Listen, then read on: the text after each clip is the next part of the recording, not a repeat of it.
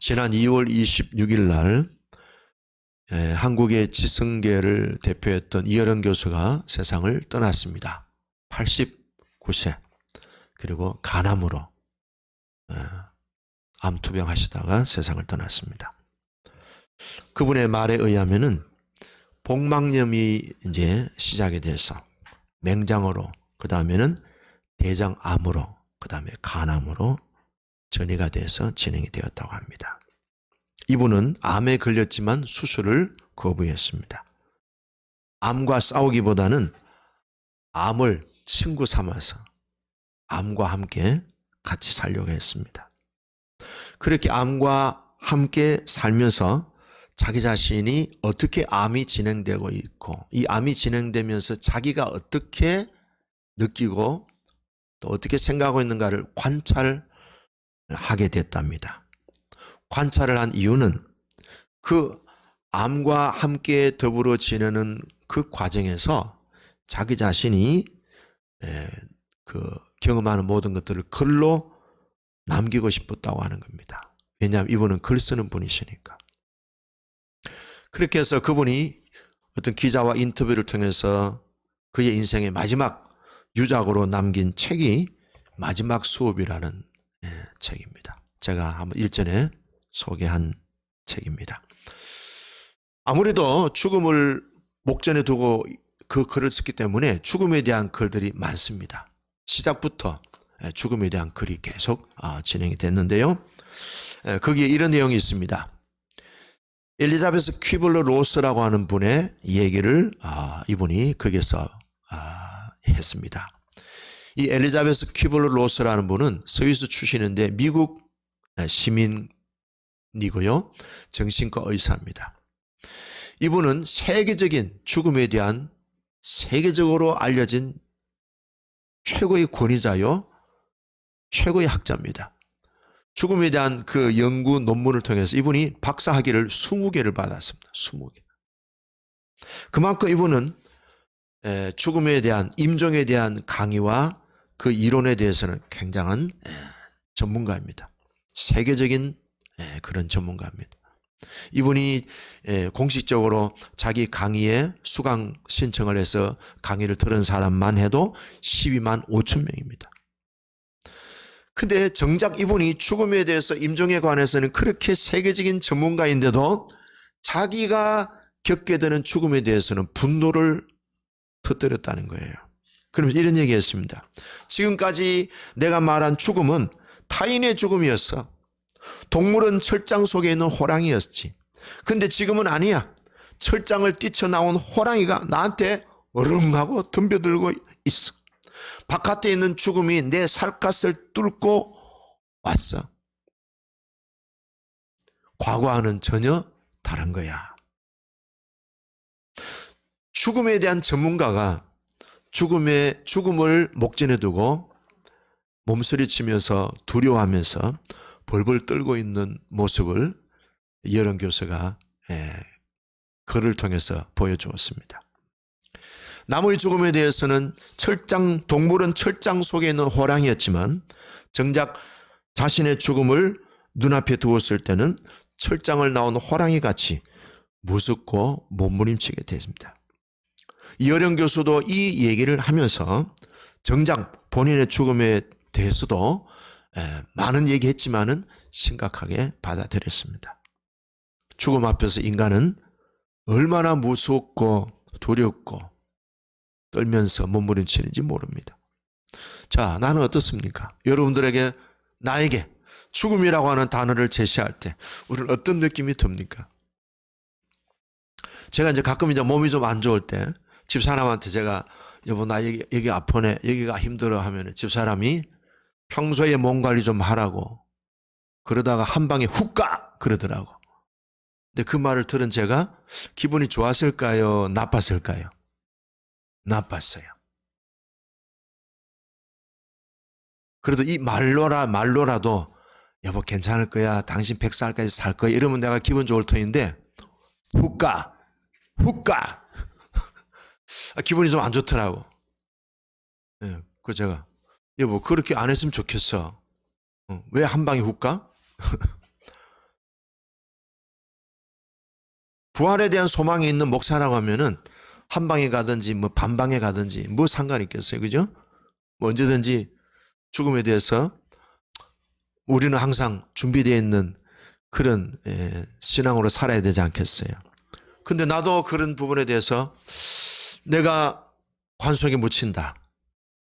관속에 묻혀 있고 사람들이 와서 내 사진을 보고 조 목사님 나이 들어서 죽었는데 사진은 젊은 총각 같아. 이런 얘기 듣고 있을 내가 관속에 있는 모습을 상상하니까 긴장이 되더라고요. 오늘 이 성경 본문은 다윗도 그런 죽음을 목전에 두고 노년의 시절에 이 시편 71편을 기록했습니다. 오늘 이 내용을 보면은 다윗이 평소에 자기 신앙이 어떤가, 노년의 신앙이 어떤가를 우리들에게 보여주고 있는데요. 기도의 모습을 보여주고 있고 하나님 앞에서 찬양하고 하나님 앞에서 즐거워하는 그런 모습을 보여줍니다. 다윗의 일생을 보면은 왕으로서 정말 이스라엘의 역사상 가장 전성기에 해당되는 이스라엘의 역사 가운데 가장 절정에 해당되는 그런 발전과 그런 전성기를 지내면서 다윗은 정말 화려한 그런 영광을 누렸지만 또 한편으로는 그만큼 골짜기도 깊은 사망의 엄침한 골짜기를 수없이 드나들면서 살았던 그런 고통도 있었습니다. 자, 굴곡이 심한 인생을 살았죠. 나이가 들어서 이제 80이 넘어 90을 바라보는 사람, 아들 압살롬의 반란이 일어나서 정말로 살기 위해서 도망가는, 도피하는 그런 죽음의 위기도 겪었습니다. 외부 사람이 아니라 자기가 낳은 아들한테 배반을 당하고 죽음에까지 몰렸으니 그 다윗의 마음이 얼마나 참담하고 비참했겠습니까?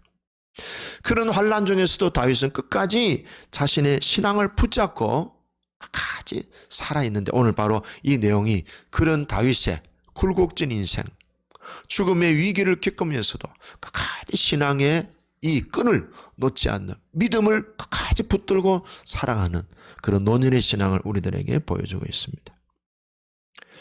우리의 신앙이 건강해지고 우리의 신앙이 성숙해지려면은 우리의 존재에 본질적으로 근본적인 어떤 변화가 일어나야 됩니다. 그런데 우리의 내면의 변화를 가로막는 요소가 크게 두 가지가 있습니다. 첫째는요, 자기 자신으로 살 수 없게 만드는 다른 사람들의 엄청난 억압과 압박과 통제입니다. 다른 사람들의 엄청난 억압과 압박과 통제를 받으면서 살아가면은요, 늘 남의 눈치를 보면서 삽니다. 남의 얼굴 표정을 보고 살고 남이 말한 말에 그냥 휘둘립니다. 어떤 젊은 자매가 저하고 얘기하는데, 목사님, 제가 사귀던 남자하고 헤어졌습니다.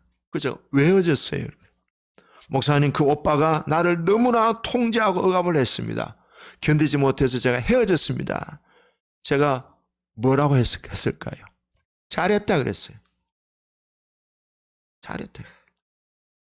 사람들의 지나친 통제와 억압은 내 자신의 인생을 살지 못하게 만듭니다. 내 자신이 없어집니다. 내가 없는 인생을 살게 되는 거예요. 하나님의 뜻은 뭐예요? 나의 인생을 살라는 거예요. 누구 대리 인생이 아니고 누구에게 맞추어주는 인생이 아니고 하나님이 나를 이 땅에 보내셨기 때문에 내 인생을 사는 거예요. 내 생각이 있고 내 판단이 있고 내 자유의지가 있는 거예요. 내 양심이 있는 거예요. 내 믿음이 있는 거예요. 하나님은 나라는 존재로 살려고 하셨지, 내가 누구를 모방하고 내가 누구의 어떤 로봇과 같이 조종당하고 통제당하고 누구한테 가라면 가고 오라면 가고 먹으라면 먹고 자라면 자고 그런 로봇과 같은 인생이 아니라 내가 내 마음속에 스스로 내 인생의 만족과 행복과 기쁨과 어떤 내 인생의 부르심대로 사는 걸 하나님이 원하시는 거예요. 그래서 사람을 지나치게 통제하고 억압하는 것은 좋지 않습니다. 특별히 가정에서 명령문 조심하세요. 해. 내가 시키는 대로 해. 못 살아. 그렇게 집에서 부부지간에 명령하는 남편이 있습니까? 오늘부로 빨리 졸업하시기 바랍니다. 자기는 명령하면 잘 들어요? 자기는 안 들으면서. 자, 오른손 드시고 나는 우리 집에서 명령하지 않겠습니다. 나는 우리 집에서 로봇같이 살지 않겠습니다. 아멘. 하나님은 우리 각자의 얼굴이 다 다르잖아요. 개성이 있잖아요. 개성. 다 나름대로 달란트가 있고 은사가 다르잖아요. 자기에게 주신 삶을 살아라. 두 번째는요, 우리에게 깊이 뿌리를 내리고 있는 게 뭔가 하면요, 고집입니다. 고집. 자기 아집이에요. 자기 기만에 빠지게 하는 아집입니다. 이 아집을 붙들고 사는 한 자기 변화는 불가능합니다. 본질적인 변화가 없습니다. 그래서 하나님은 우리들에게 자기 고집, 자기 아집에서 벗어나게 하려고 시련을 주실 때도 있고 환난을 주실 때도 있고 깊은 슬픔과 고통을, 외로움을 경험할 때도 있습니다. 그리고 하나님께서는 우리 자신들의 강팍한 그 아집을 부수기 위해서 배우자를 주시고 자녀를 주시고 그리고 여러 가지 환경을 통해서 우리 자신들의 그 고집을 막 하나님이 부수는 작업을 하셔요. 누가복음 18장에 보면은 세리와 바리새인의 기도가 나옵니다. 바리새인은 어떻게 합니까? 성전 앞에 가서 두 손 들고 다 이렇게 하나님 앞에 자랑합니다. 나는 11조도 드리고 나는 뭐 구제도 하고 나는 뭐 금식도 잘하고 나는 이렇게 잘합니다. 하나님, 나는 저 죄인 세리와 같지 않습니다 하고 자기가 잘한 것을 막 드러냅니다. 근데 세리는 맨 뒤에 앉아서 하나님, 저는 죄인입니다. 하나님 앞에 고개 들 자격도 없는 사람입니다. 저는 죄인입니다. 저를 불쌍히 여겨주세요. 그 두 사람을 주님은 대조하면서 저 세리가 의인이다. 저 세리가 의인이다. 그래서 마태복음 23장에 보면은 7화를 바리새인에게 계속 하나님께서 책망하셨으면서 이 독사의 새끼들아, 그러면서 바리새인들에게 예수님이 가장 그들의 그 문제점을 뭘 지적하셨는가 하면 자기 아집, 자기 의, 자기 교만. 예수님이 계속 그것에 대해서 책망하셨어요. 마태복음 21장에 보면은요, 하나님의 나라는 열매 맺는 백성이 받으리라. 하나님의 나라는 어떤 사람이 받는다고요? 열매 맺는 백성이 받으리라. 여러분, 열매 맺는 백성인데 열매 맺는 게 무슨 열매를 말할까요?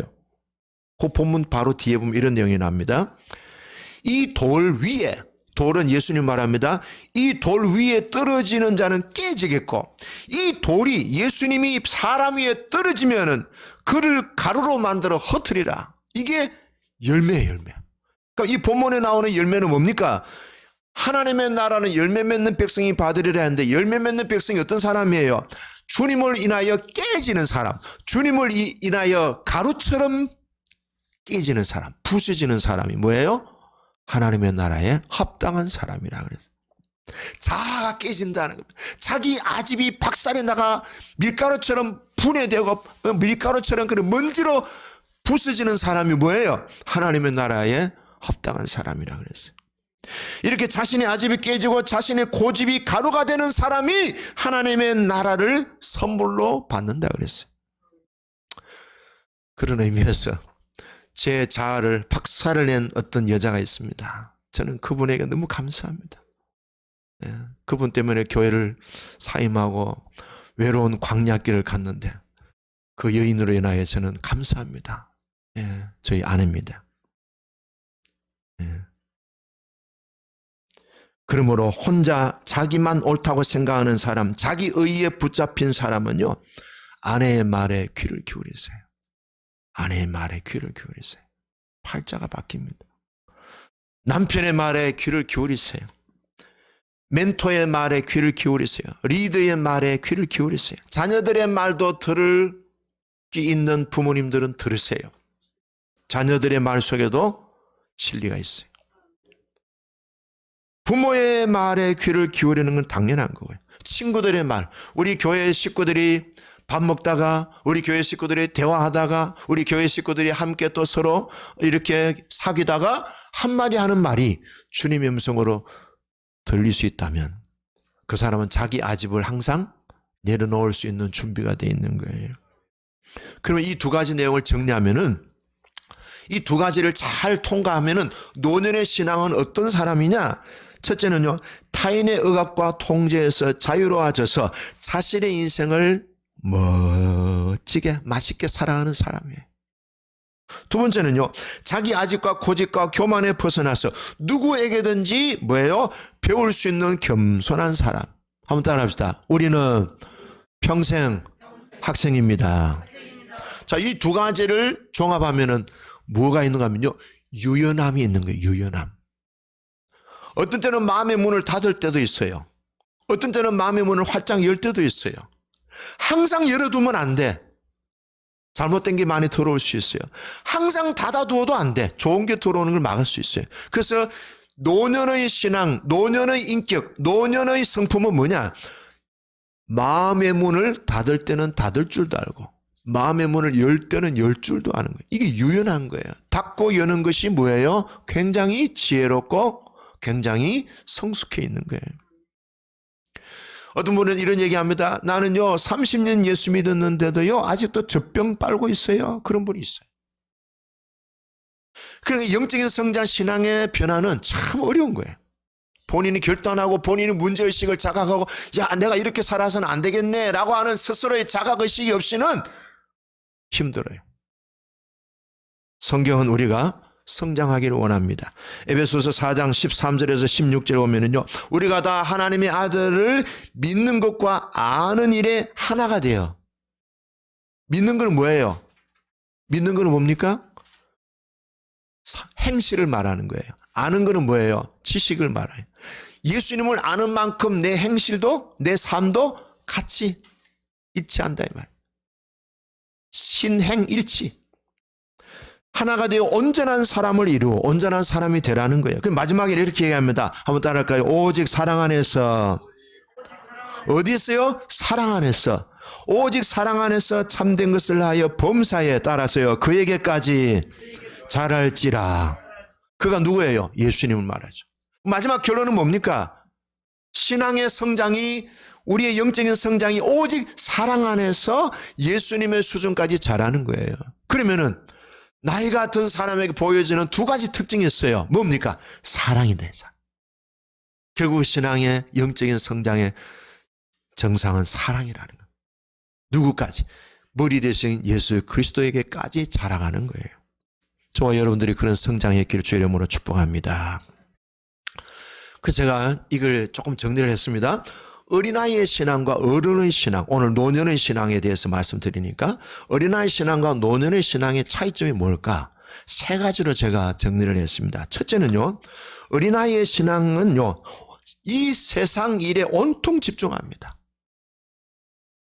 어린아이의 신앙은요, 세상 일에 온통 집중합니다.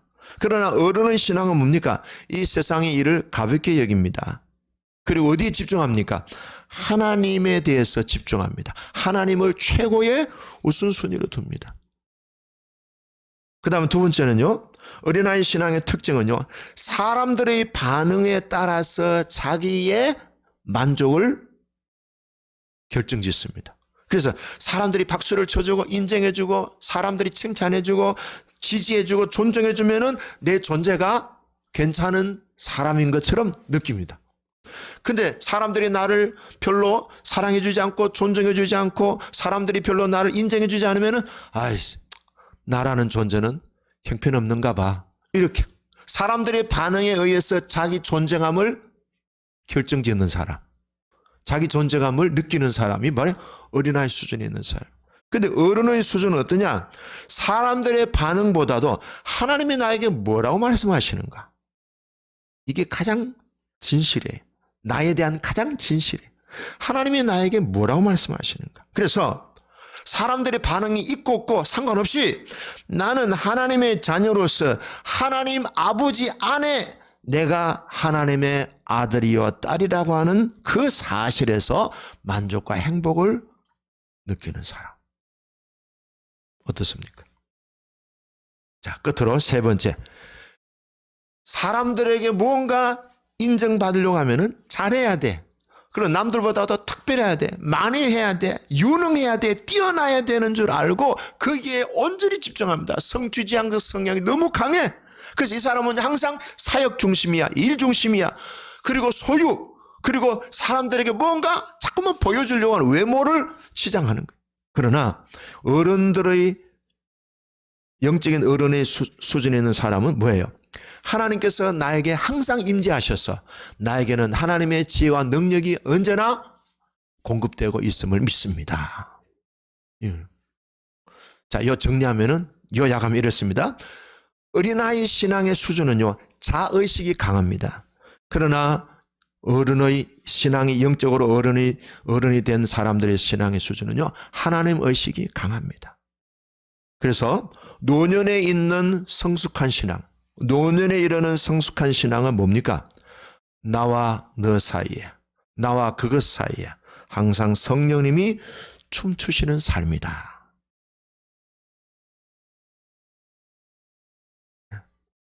그래서 그분이 부르는 찬송은 이런 찬송입니다. 찬미예수 349장. 나 무엇과도 주님을 바꾸지 않으리. 다른 어떤 은혜 구하지 않으리. 오직 주님만이 내 삶의 도움이시니 주의 얼굴 보기 원합니다. 주님 사랑해요. 주님 사랑해요. 온 마음과 정성 다해 하나님의 신실한 친구 되기 원합니다. 뭐 되기 원한다고요? 종이 아닙니다. 종이 아니에요. 친구예요. 종은 맨날 일하는 것만 신경 쓰잖아요. 친구는 뭐예요? 항상 친구에게 관심을 가져요. 대화하고 마음을 서로 나누고 같이 먹고 같이 여행도 하고. 여러분, 우리는 주님의 종이 아닙니다. 제발 일하기 위해서 사는 종이 되지 마시고 항상 하나님과 동행하고 항상 하나님과 함께 느끼고 마음에 교통이 있는 친구로서의 삶을 끝까지 살아가기를 축복합니다. 자, 본문입니다. 다윗의 노년의 신앙의 모습을 봅니다. 1절 읽어볼까요? 시작. 여호와여, 내가 주께 피하오니 내가 영원히 수치를 당하게 하지 마소서. 자, 다윗의 신앙은요, 여호와께 피하는 신앙입니다. 3절 읽어봅시다. 시작. 주는 내가 항상 피하여 숨을 바위가 되소서. 주께서 나를 구원하라 명령하셨으니 인 주께서 나의 반석이요 나의 요새의 시민이다. 어디로 피해요? 주님에게 피하는. 다윗은 여러 가지 환난을 겪었어요. 아들한테 쫓길 때, 사울 왕한테 쫓겨날 때, 전쟁할 때에 어떤 때는 패전할 때도 있었어요. 어떤 때는 막 자기 동족들이 다윗을 막 죽이려고 돌멩이 던지려고 할 때 어디로 갔어요? 다윗은 하나님께 피했습니다. 우리가 가장 보호받을 수 있는 가장 안전지대, 핵폭탄이 와도 세상이 온통 온통 난리가 나도 우리의 가장 안전한 보호, 피난처는, 방공호는 하나님이시다. 나를 건져주시고 풀어주시고 구원해주시고 나의 구원의 반석이 되시는 하나님인 그랬습니다. 그래서 다윗은 뭐라 합니까? 23절에 볼까요? 23절. 뭐라 합니까? 시작. 내가 주를 찬양할 때에 나 입술이 기뻐 외치며 주께서 속량하신 내 영혼이 즐거워하리다. 뭐라고 했습니까? 하나님은 나를 구원해 주시는 가장 안전한 보호자가 되십니다 라고 고백했더니 다윗은 평생을 살아오면서 하나님이 그때그때 자기를 속량해, 자기를 건져주시고 자기를 구출해 주시고 자기가 항상 피할 때마다 자기를 막아주시는 하나님을 고백하고 있어요. 그렇게 고백했더니 그렇게 되더라는 겁니다. 그렇게 선포했더니 그렇게 응답해 주셨다는 거예요. 그렇게 믿음으로 하나님 갔더니 하나님이 그렇게 자기를 해 주셨다는 거예요. 내가 하나님을 기대하는 만큼 하나님은 이루어 주셔요. 나의 큰 믿음이 나를 큰 사람으로 만들어 주셔요. 나의 큰 믿음이 하나님께서 그 수준으로 나를 성장시켜 주셔요. 그러므로 우리가 노년이 되기까지 추구하고 집중해야 될 부분이 뭐예요? 소유가 아니에요. 믿음의 성장을 집중하시기를 바랍니다. 어린아이 신앙에서 아동기 신앙, 아동기 신앙에서 청년기의 신앙, 청년기의 신앙에서 장성한 어른의 신앙으로 성장하기를 바라요. 그 다음에 4절과 5절인데요. 여기 보면 4절 읽어볼까요? 4절. 자, 5절 읽어봅시다. 시작. 주 여호와여, 주는 나의 소망이시오. 내가 어릴 때부터 신뢰한 이시라. 자, 다윗은요, 어릴 때부터 하나님을 믿었다는 거예요. 어릴 때부터 아니고요. 6절 보면요, 내가 언제부터? 모태에서부터 주를 의지한. 여러분, 모태에서 주를 의지한 사람 봤어요? 여러분들 자신은 모태에서부터 주님을 의지했어요? 그럼 뭘 말할까요? 어머니의 신앙이 하나님을, 자기를 임신한 엄마가 주님을 신뢰한 그것을 자기 것으로 대체하는 거예요.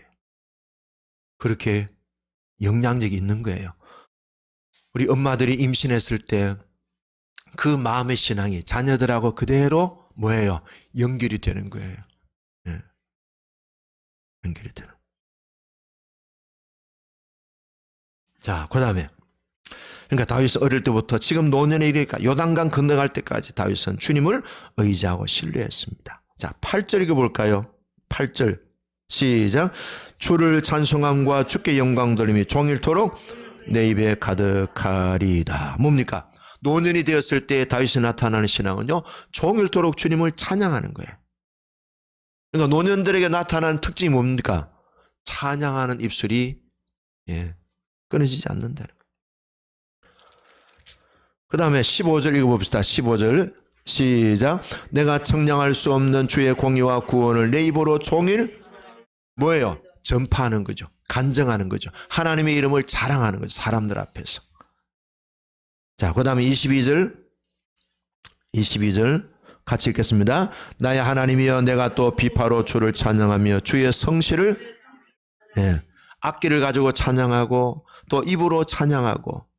23절 읽겠습니다. 시작. 내가 주를 찬양할 때에 나 입술이 기뻐 외치며 주께서 속량하신 내 영혼이 즐거워하리이다. 자, 뭡니까? 노년에 이르는 신앙의 모습이 뭐예요? 기쁨이 있고요, 찬양이 있고요, 즐거움이 있어요. 그리고 하나님에 대한 신뢰가 있어요. 자, 이 모든 내용들을 전체적으로 한마디로 딱 정리하면 뭡니까? 믿음, 소망, 사랑입니다. 그리고 그 노년의 신앙의 마음은 뭡니까? 기쁨과 즐거움입니다. 그래서 노년에 대해서 더 두드러지게 나타나는 뭔가 하면요, 사랑이에요. 사랑. 할머니, 할아버지들에게 나타나는 가장 중요한 특징은 사랑입니다. 박목월 씨의 아들이었던 박동규 교수, 이분이 서울대학교 교수에 은퇴하셨는데, 이분의 그 글을 보면요, 이렇게 얘기합니다. 어머님의 사랑이 내 삶을 지탱하는 힘이 되었습니다. 그래요. 6.25 동란 때 이분이 용산에 살았던가 봐요. 폭격기가 떨어지면서 막 집들이 불타고 막 먼지가 막 쫙 하는데요. 자기도 어디에 피해가 있었는데 막 폭격기가 막 폭탄이 떨어지니까 막 집집마다 막 집이 막 무너지고 막 불이 나고 막 소리도 쾅쾅쾅 하는데요. 얼마나 무섭겠어요. 근데 어떤 아줌마가 막 하면서 막 신발도 안 신고 막 치마를 한복 치마 저걸 입고 막 누구를 찾더래요. 동규야 하면 자기를 부르더래요. 보니까 자기 엄마였어요. 엄마, 나 여기 있어. 그랬더니 이 아줌마가 맨발로 막 아들을 찾다가 동규 나 여기 있어요. 아들의 얘기를 듣고 오더니 아들을 콱 끌어안고 막 울더래요. 아유야, 네가 살았구나. 나는 네가 죽은 줄 알고. 근데 엄마가 그 아들을 안고 엉엉 우는데 눈물이 아들 얼굴이 뚝뚝뚝 떨어지는 거예요. 그때 이 동규가 느낀 거예요. 엄마가 나를 이렇게 사랑하는구나. 폭탄이 떨어지는데도 무서워하지 않고, 집이 무너지는데도, 연기가 자욱한데도, 불이 나는데도 엄마가 아무것도 무서워하지 않고 동규야 찾으면서 자기를 안고 눈물을 뚝뚝 흘리는 엄마의 그 눈물이 얼굴에 떨어지니까 엄마의 사랑이 나를 살게 했습니다. 그런 얘기하는 거예요. 자, 정리합니다. 다윗이 세상을 떠났지만 그 신앙은 지금까지 우리들에게 살아있습니다. 뭘 남겨야 됩니까? 남겨야 될 것이 신앙입니다. 자, 21절 마지막 읽고 마치겠습니다. 21절 시작. 나를 더욱 장대하게 하시고 돌이켜서 나를 위로하. 22절 나의 하나님이여, 내가 또 비파로 주를 찬양함 주의 성실을 찬양하리. 이스라엘에 걸어가신 주여, 내가 죽음으로 주를 찬양하리.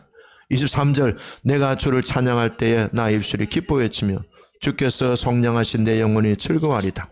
자, 한 절만 더 읽을까요? 18절. 이게 우리 고백인 것 같아. 18절 시작. 하나님이여 내가 늙어 백발이 될 때에도 나를 버리지 마시며 내가 주의 힘을 후대에 전하고 주의 능력을 장래 모든 사람에게 전하기까지 나를 버리지 마소서. 아멘. 노년이 더 아름다우시기를 바랍니다. 노년에 더 기쁨과 즐거움이 넘치시고 노년에 더 사랑이 풍성하기를 바랍니다. 자, 이렇게 제가 설교 준비를 마치고 있는데 딱 감동이 왔어요.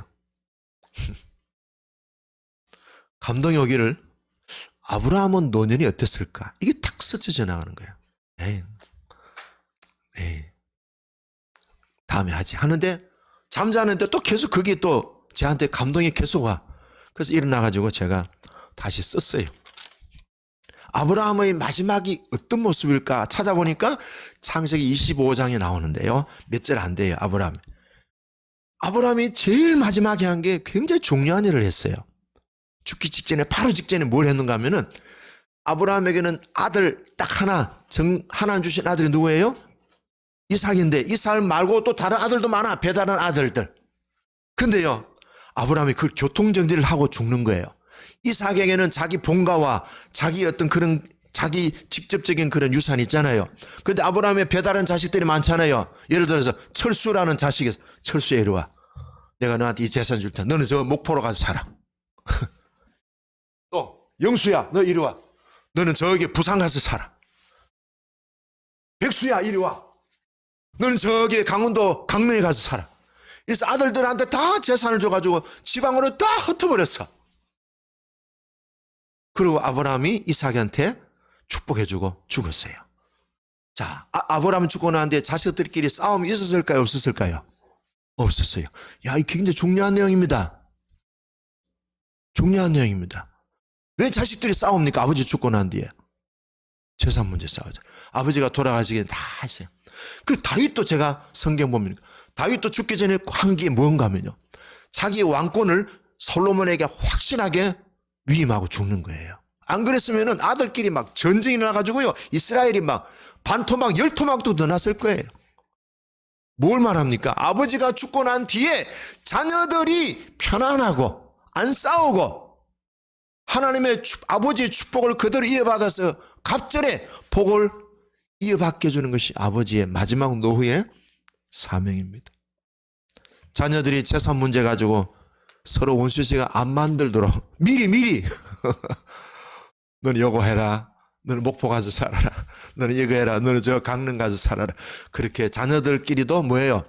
각자 살 수 있는 길을 만들어주고 형제지간에 우애 있게 살도록 해주는 것이 노년의 아브라함의 모습이었고 다윗의 모습이었습니다. 은혜가 노년이 더 아름다워진 우리 모두가 되기를 주의 이름으로 축복합니다.